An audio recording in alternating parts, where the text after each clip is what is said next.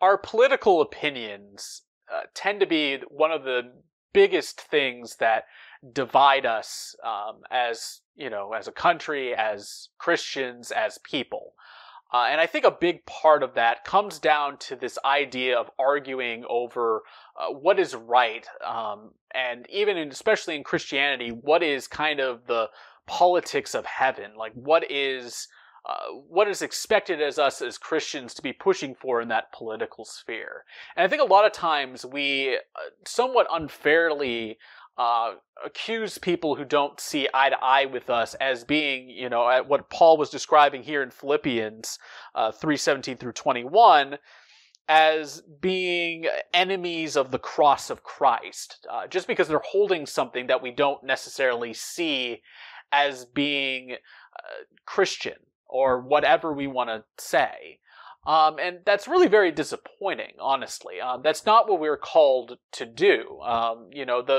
I chose this passage for this week mostly because of the call that our citizenship is in heaven, that Paul is making there, and that reminder. And that is true. Our citizenship is in heaven, and we shouldn't let these things that are here on this planet, and that are these opinions and problems that we're facing here on this planet, and our opinions on how to deal with them, be something that ends up dividing us when we are all members of something much bigger, and something that is going to come and honestly take care of a lot of these problems. Now, that isn't to say, and I think this is something that always needs to be talked about whenever you talk about eschatology and this idea of a second coming of Christ.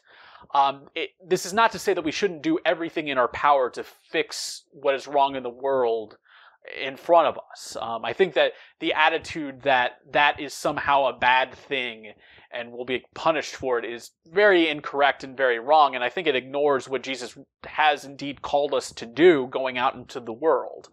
I think as long as we're doing those things and we're keeping a humble spirit, and we're not acting like because we are doing this, we don't really need God anymore, that's not a problem. But it is something that I think a lot of times we sort of let this type of stuff get in our way, get in the way of us being united as a body of Christ, and really united as a country as well. I think going and stepping outside of just the Christian sphere for a second, over the past few years, you might have noticed we've been pretty divided as a country politically. And there's a lot of extremes that have been going on and butting heads with each other. And I think we've forgotten that what has made our country so great in the past, and what has continued to make it so great, is this idea that we are kind of this great melting pot. And I know that was used specifically to refer to immigration, but I think we can also use that to refer to these sort of political ideas as well.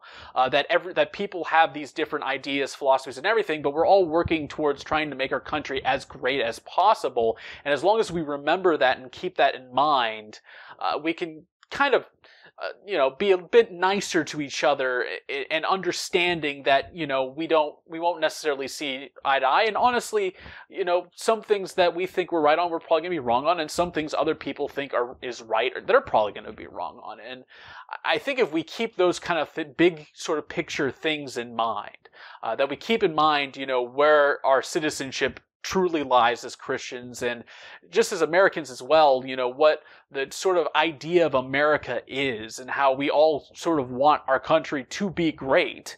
I would hope so. I think if we keep those two things in mind, it'll help us to kind of overcome these sort of divisions that have pulled us apart, and let us work in a unified faction moving forward, for the betterment of everyone. So that is all I have for you this week. I hope that you found it helpful wherever you are. I'm going to go ahead and leave you now with our last worship song today, and I will see you next week.